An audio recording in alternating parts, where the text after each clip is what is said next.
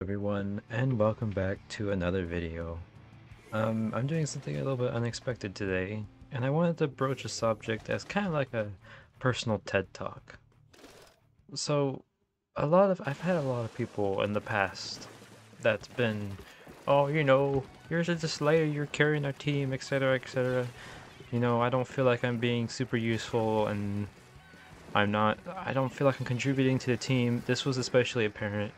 Um, One, I was part of a competitive team, a fairly low-level competitive team, but a competitive team nonetheless.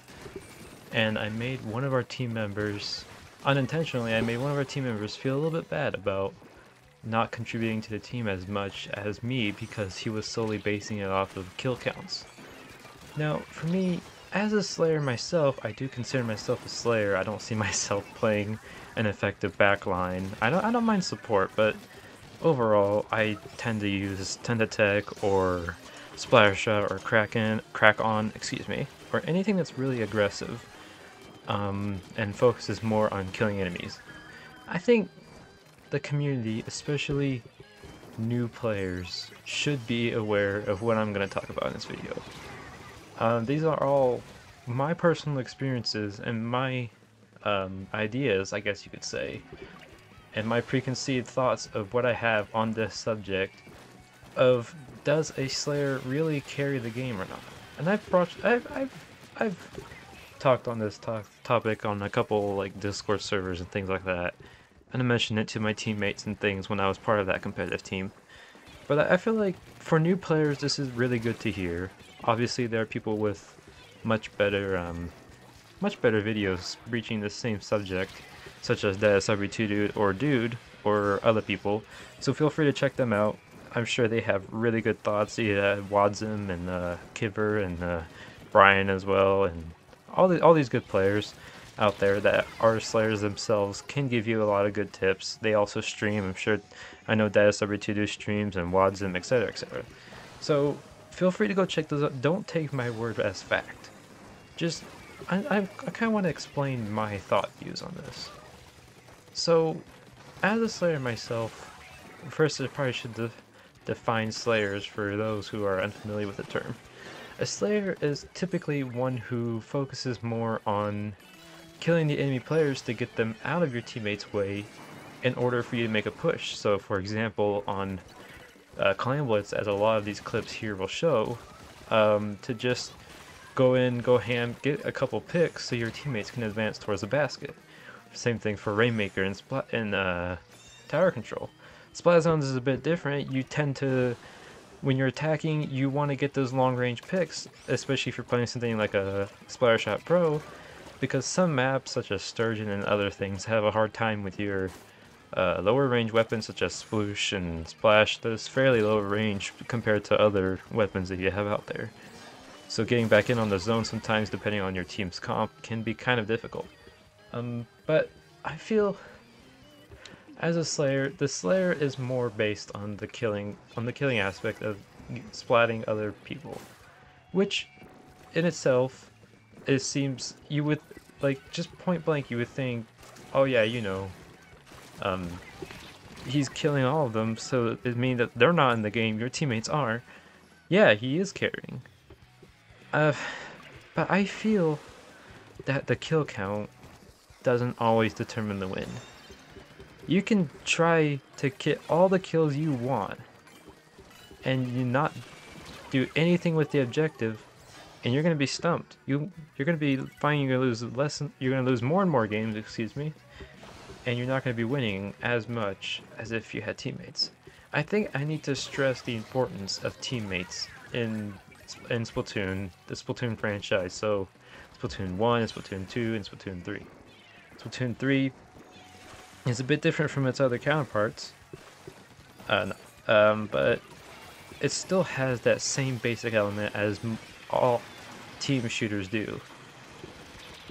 Splatoon 3 is an incredibly team-based game, whether you think so or not.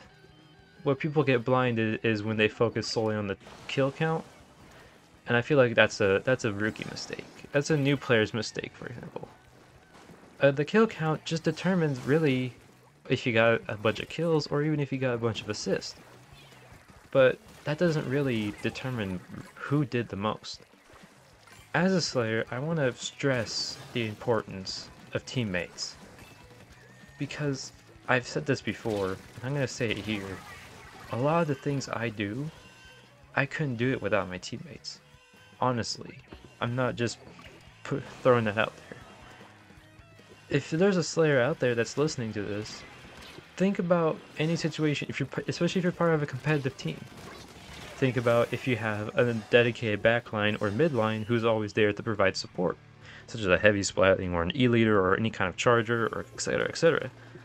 Imagine trying to do any of your plays with your splash or whatever Slayer weapon you're wielding.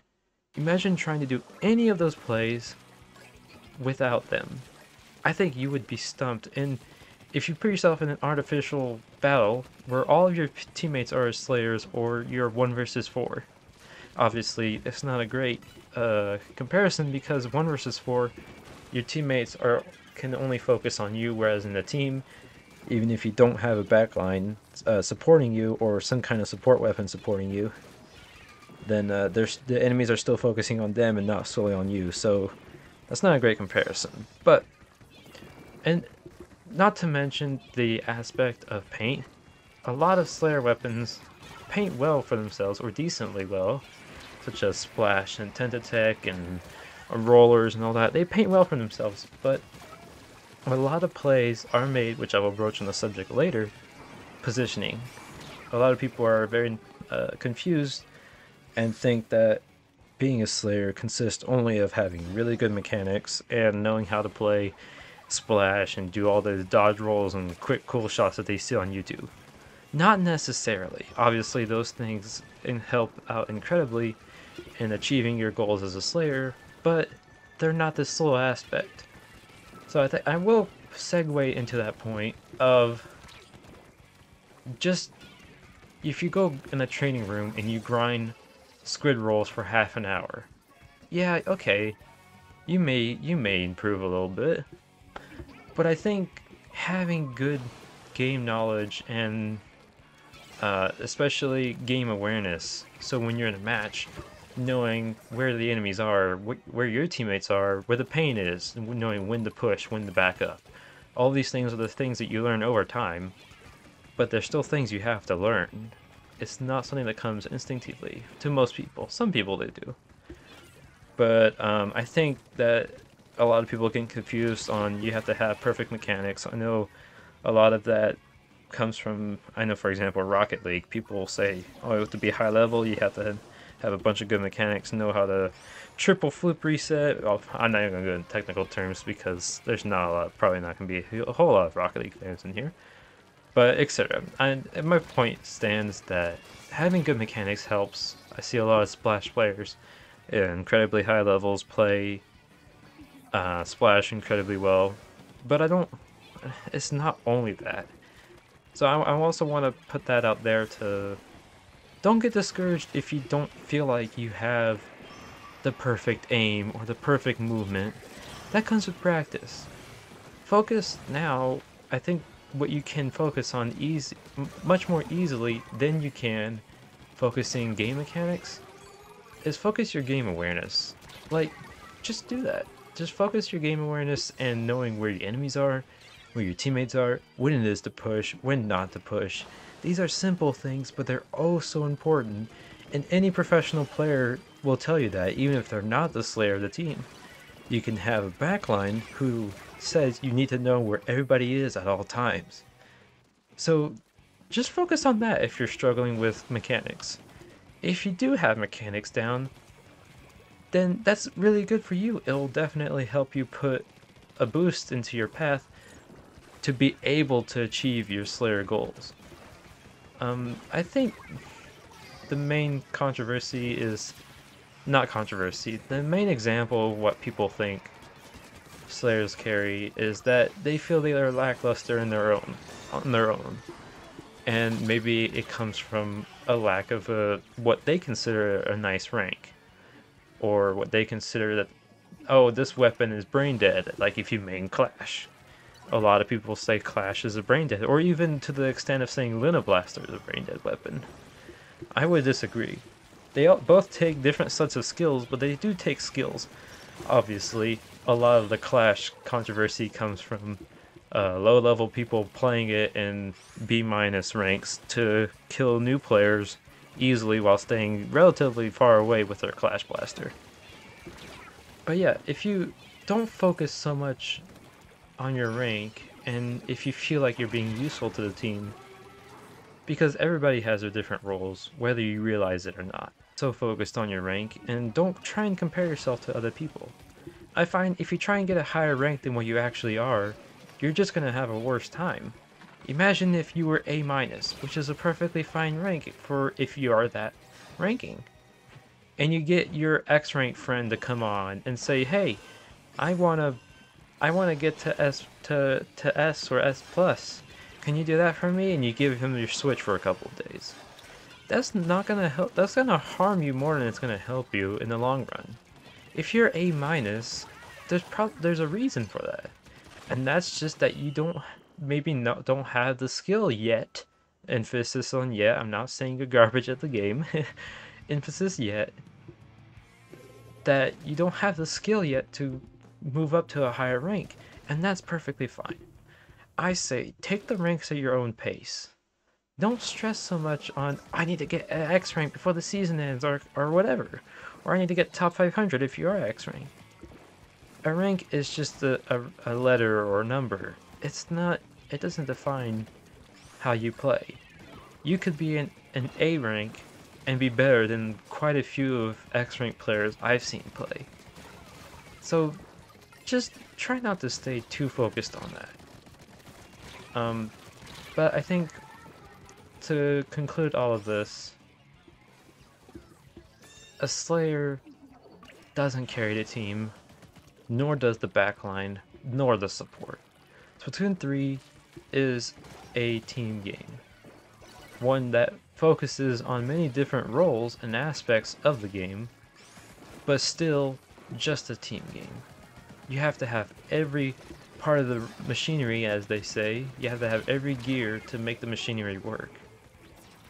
So saying that one singular person carries is kind of silly in my opinion.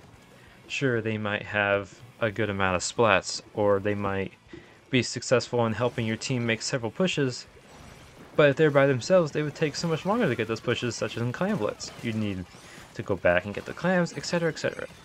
I think I just wanted to make this video to kind of end this controversy and this topic for my community, and know where I stand on this subject. I stand